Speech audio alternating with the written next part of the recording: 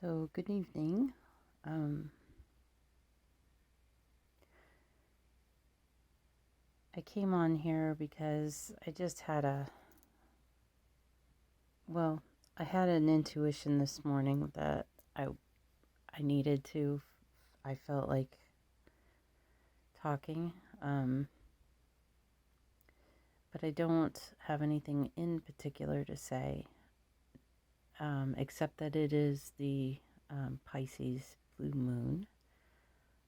It is a blue moon in Pisces um, at the end of August 2023, and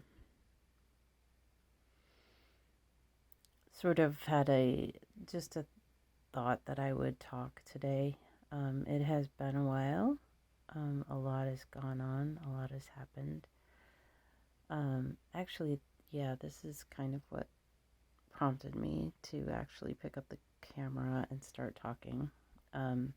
Well, first of all, I was playing this flute that my father-in-law gave me, which is part of the story.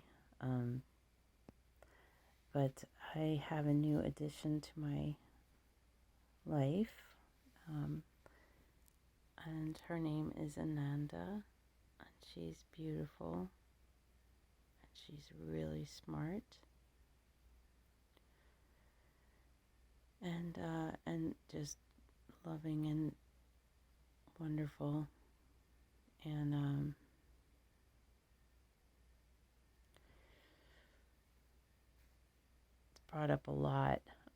it's brought up a lot.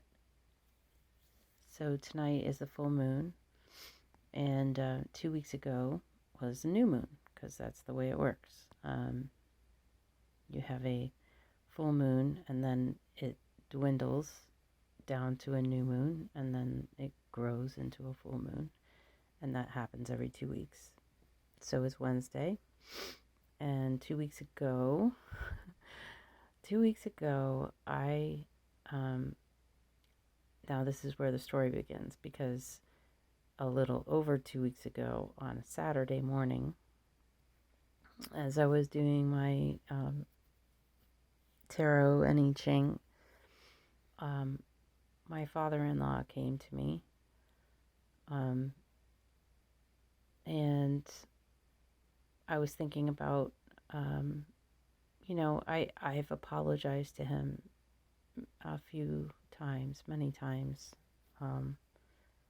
since he died last September, and since he actually had a stroke last September and then died subsequently.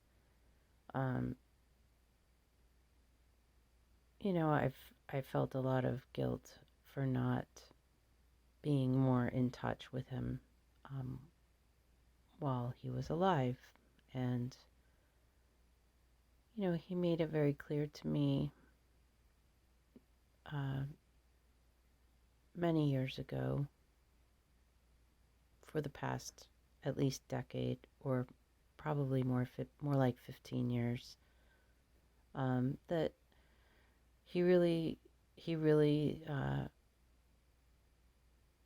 he loved me, and admired me, thought well of me, and would have welcomed more of a relationship, probably. But I didn't. I didn't take him up on that any more than to be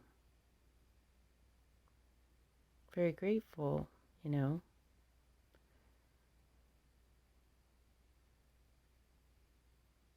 And all of this is to say, I mean, it was a fraught relationship, and I got married when I was 19, and I didn't want to get married,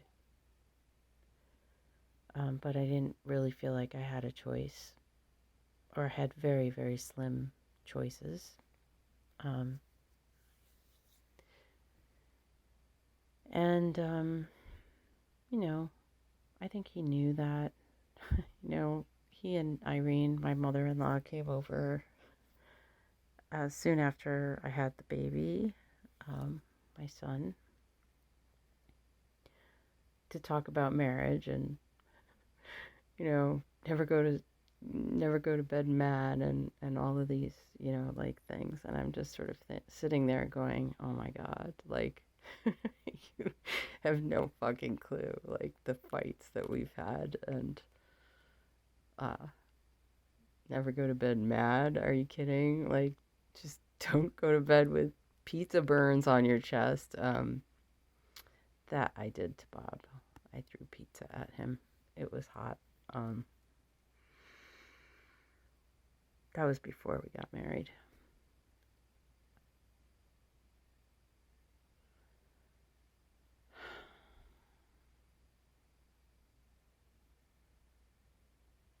I didn't really mean to go anywhere near there. But, yeah. Saturday before the new moon on August 16th, a bit over 2 weeks ago, 2.5 weeks ago, my father-in-law came to me while I was doing my morning readings, and I apologized to him for not, um, you know, taking him up on the possibility of a deeper relationship, you know, something with more substance and conversations we could have had. Because he was a similar bent. He had a strong seeking sort of life spiritually, as have I. And anyway, after I apologized for the umpteenth time since he's died, I also I apologized to him. I apologized. I said I was sorry that his end, the end of his life was so lonely, and it wasn't terrible. I mean, I talked to him in 2019. Is that right? No, 2020, the summer of 2020. And, you know, I just sort of joked, you know, self-deprecating kind of joke, calling myself a late bloomer. And he just, you know, laughed and he said, well, I'm blooming. I'm still blooming. I'm blooming all the time. And, you know, this is at 81 years old. So it wasn't like his life was horrible or anything. It was very circumscribed. And I thought about this flute he gave me. And it's a beautiful Native American flute. And he gave it to me about maybe 15 years ago. And it was awkward because, you know, he obviously, it wasn't something that like he really wanted to give away, but he had gotten it, and Irene, my mother-in-law, wouldn't allow him to practice in the house. And not only not in the house, but not even in his man cave, which is a room off of the garage of the house. So it was like, you know, quite removed from the main house. But she wouldn't let him practice. So he gave it to me because he knew that I would appreciate it, and I did. But I have never really played it. I have, you know, noodled around on it a few times and thought about it, you know, like thought about, ooh, wouldn't it be cool to have like a little pouch that I could put this in and, tie it to a backpack and bring it out on hikes and things. Because I feel the same way about practicing around people, like annoying people, as obviously Irene was annoyed by it. But anyway, I felt really bad that this man who had worked so hard all his adult life to provide stability and comfort to his family, and his wife wouldn't let him practice flute in his own home. And it was, I have to say, Irene sort of, she has dementia, and I think it started, a long time ago, years ago. And one of the things was, she couldn't spend the night anywhere else. Like, she couldn't visit people overnight. She just got very, very upset and agitated away from home. And so, the flute was sort of the indicative thing, that sort of spoke to the narrowly circumscribed life that he ended up living, even though he was very fit and sharp as a tack, and probably would have loved to, just travel around the United States, or even maybe go abroad or south of the border, But he ended up in a house in Sun City Center, Florida, and there he was, sort of.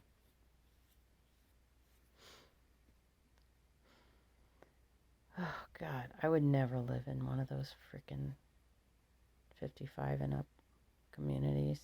I'm sorry. No thanks. I don't want to be a burden to anyone, but I think sequestering away from other age groups is just death. I don't know. It just seems awful. Makes me nauseous to think about.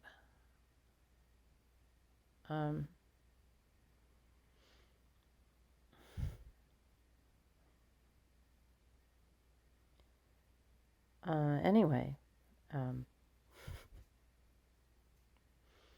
get back to the story. So that was Saturday with the flute, and thinking about the flute and what it represented. And then on Sunday, he came again. Except this time he came with Lucy, my dog, who died in March. And and for some reason, on that day, I thought of another physical item related to him that he had given me, but not really given me. Like, they used to drive up from Florida in the summers and just, spend a few weeks here, or, in Albany and in other areas. And when they were leaving one of those times, he gave me this satchel, this fake shearling satchel uh, of Northern Exposure, like the entire series of Northern Exposure in this sort of fake shearling um, satchel with the Northern Exposure moose on it and stuff. But the way he gave it to me as they were leaving, it just seemed to me more like it was a loan, like, because he knew that I really liked that show a lot. It's actually my favorite television show of all time.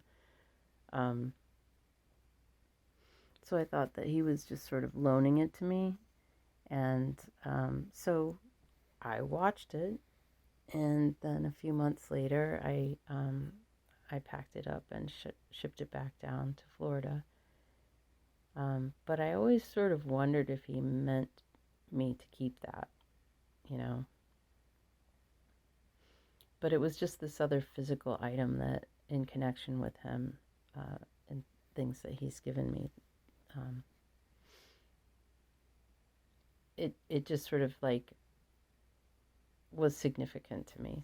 And then there was Lucy, of course, and then I was talking with her. So it was like this really interesting weekend, and then my brother confirmed that he was definitely going to come on that Thursday, to bring this couch from my mom. And so I knew he was coming on Thursday, and then on Tuesday night, I think, I just found myself daydreaming that for some reason my mother had gotten it into her head that she was going to get me a puppy, and that Greg would bring a puppy when he came.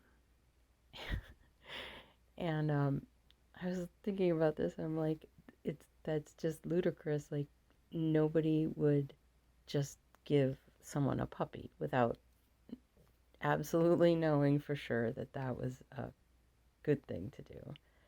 You don't just like give a puppy to someone. So that was my first thought about it. But then my second thought was, hey, if you want a puppy so bad, then get one.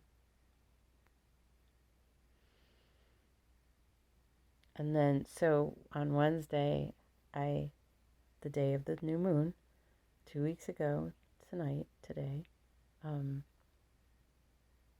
I started looking at puppies, Pet Finder, to look at puppies, or to look at dogs, because I wasn't like set on having a puppy by any means. I was looking at adult dogs as well.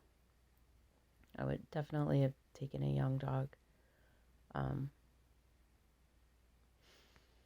couldn't deal with having an older one right now. But anyway, I saw this face, and it was Lucy. It was frickin' Lucy, this little puppy, puppy A.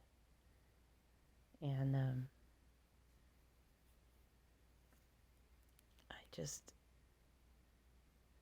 I found myself filling out this application to adopt her.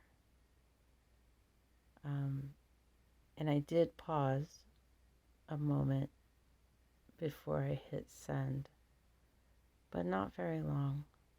I was just like, this was why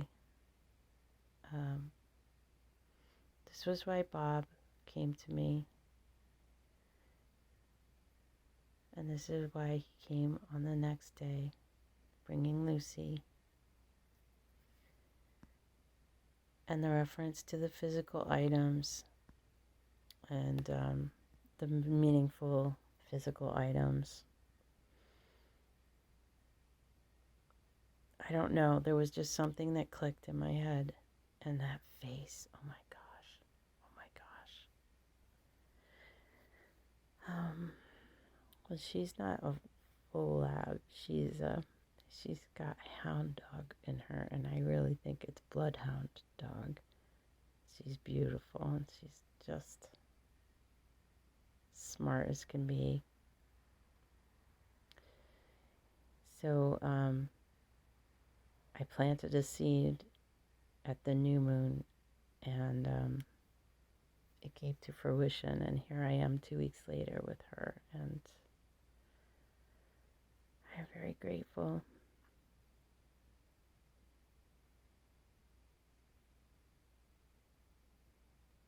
It's a weird thing, life is.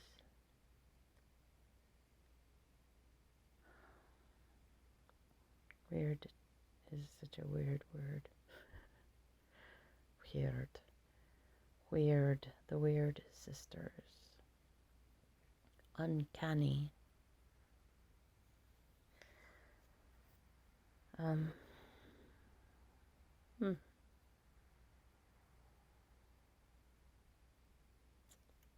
So there's that story.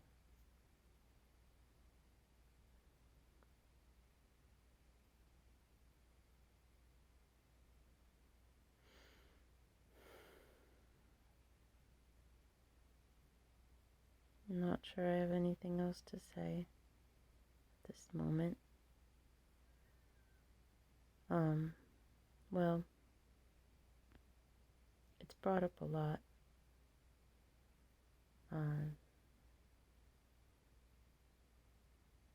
A lot of emotions. Puppies are hard, you know? Puppies are a lot of work. And they try your patience. And Ananda did try my patience last Saturday. It was, I was so ashamed. I was screaming at this dog. I really was just screaming at her. She'd peed 3 times that day in the house.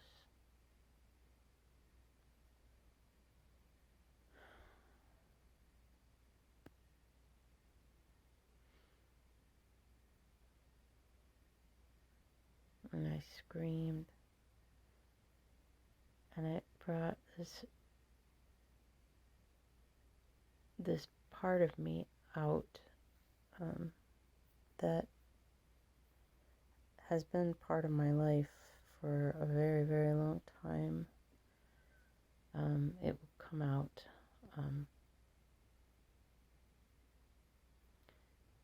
when I can't absorb anymore, when I don't know, there are just certain things that I can't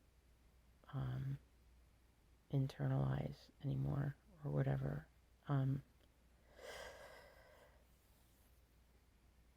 But this part of me that comes out is just this black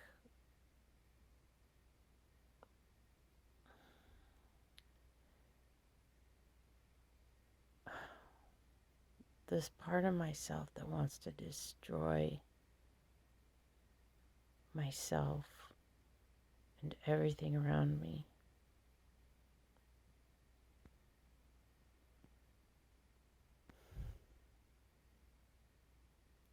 That everything is wrong. Everything is absolutely wrong and hopeless, and I am the most despicable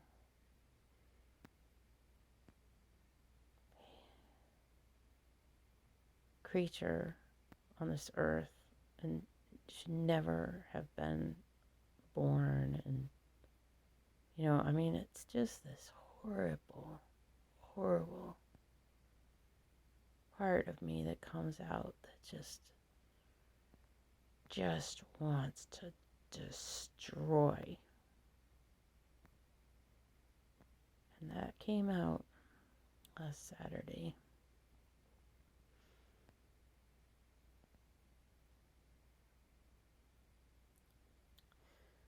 My family was visiting my husband and eldest son And my son was, holding Ananda as I was screaming at her, as I said, "Fuck you," to a puppy.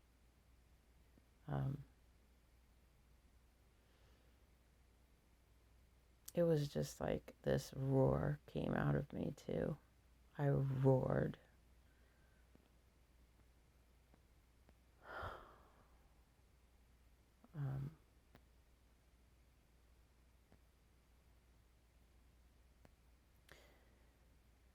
But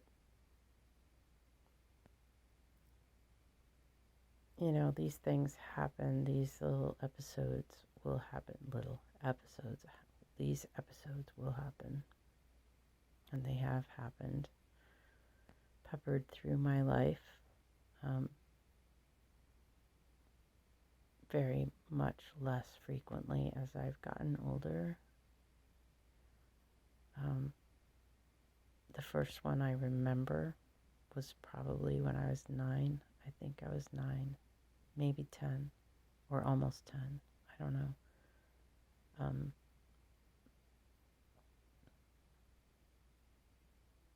I was at summer camp, and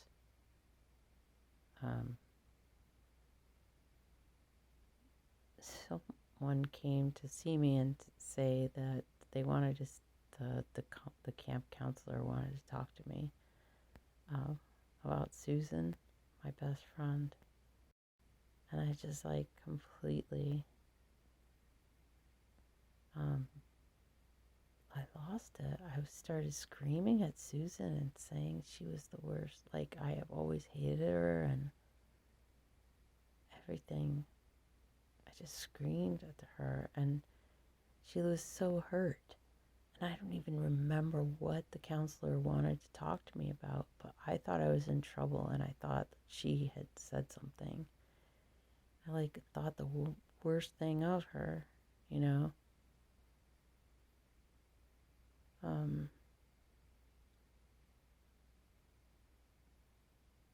it was just this instinct to protect myself by going for the jugular first.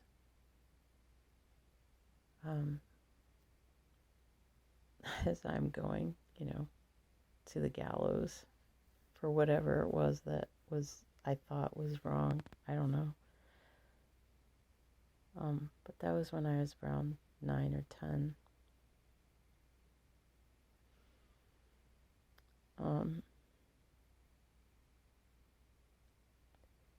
So this destructive thing inside of me hates myself and thinks that everybody hates me. Thinks that I'm just a despicable creature. And it's completely apparent, And I have no idea how I've gotten away with living for so long.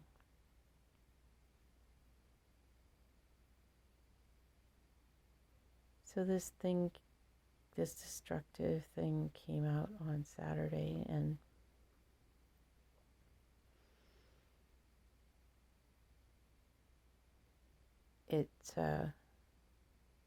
it forced me, first of all, to choose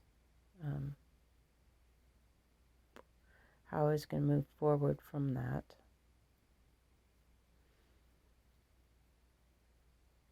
And I almost ran away. I almost just put on a pair of shorts and run up to the railroad tracks and just go running, And part of me, I was going to do that. But then I went downstairs and I said, this is the story I'm telling myself. That I've ruined a puppy, and she is going to just start peeing on the carpet just to spite me all the time. And I've just gotten myself into this horrific loop And, and then the other story, alternate story that I'm telling myself is, um, I need to take her back. I need to take her back because I'll ruin her if I don't. And I'll have to live with that shame for the rest of my life that I took her back. Those are my stories, and then to which, my husband's like, well, and then there's a third story, which is, this is a puppy, and puppies have accidents, and she'll grow out of it, and she'll probably grow out of it sooner than you think. And,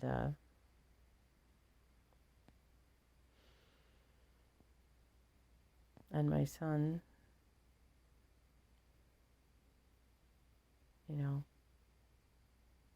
talked me down and understood the rage inside of me because he's got it inside of him. Where did he get it?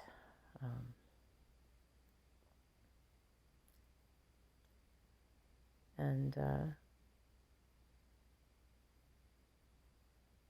so I found out how much he loves me. My son loves me. And also how much he understands and does not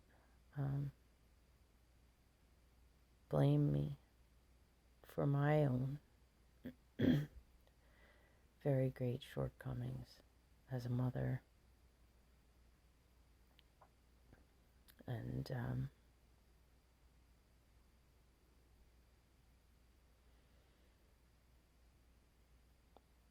it was very healing. And then on Sunday, after, I'm feeling still very raw and pained and ashamed of my outburst because my neighbor Steve,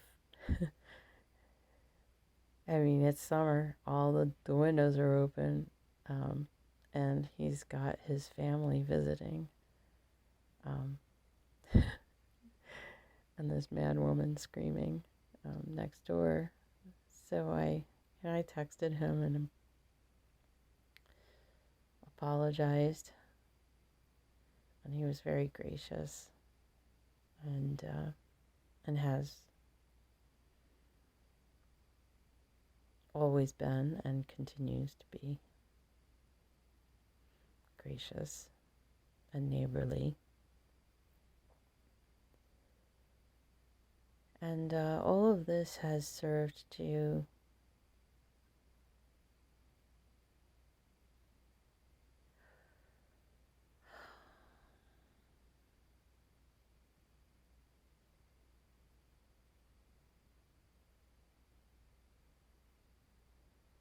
well, it's been a healing experience, and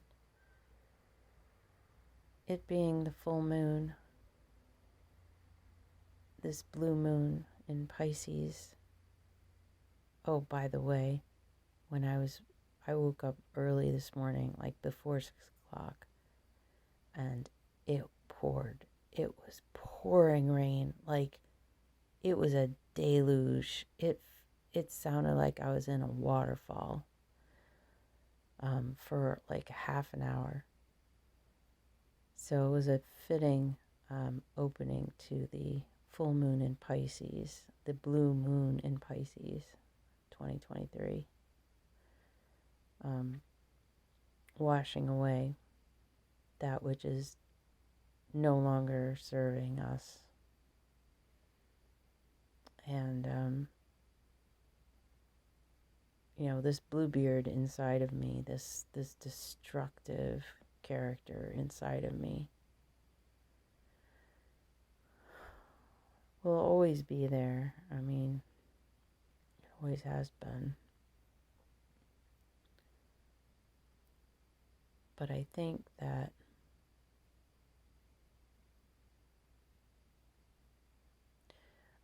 the self-hatred that makes that destructive character so potent. I think I might be able to let that go. I think that my past and the story of my childhood and teenage years and adulthood, my whole fucking life, in other words. You know, I woke up this morning in that deluge of water. I said to myself, it's time to let it go, to let everything go. And then see what's remaining after I've let go.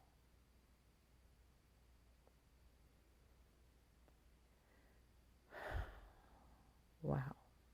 This is a long video.